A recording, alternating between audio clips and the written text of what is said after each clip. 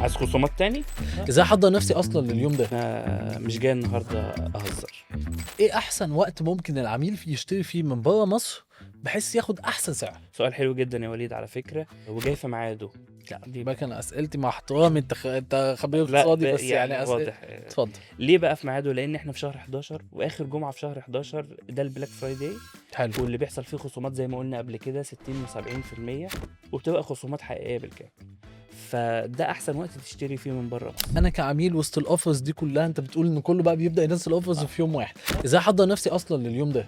الموضوع بسيط جدا، انت بتبدا تحضر المنتجات اللي انت عايز تشتريها وتبدا تجهزها كلها، وبتطلبها في اخر جمعه في شهر 11، لان هو البلاك فرايداي بيبقى لمده يوم واحد انت طب بتشتري حاجتك كلها. هسألك سؤال، انت دلوقتي لو خصم عليه 70% مثلا على القطعة، ما هو لسه بيبقى في جمارك بقى والحاجات اللي هي الزيادة، فكده مكاني ما عملش حاجة. يا وليد انا مش جاي لك بايدي فاضيه، انا تواصلت فعلا مع اداره جيبها لي وجايب لك خصم 100% على الجمارك. حلو. طب الشحن الدولي انا عارف ان هو الشحن بيبقى الدولي يا وليد عايز خصم كمان 25% على الشحن الدولي لو استخدمت برومو كود BF100.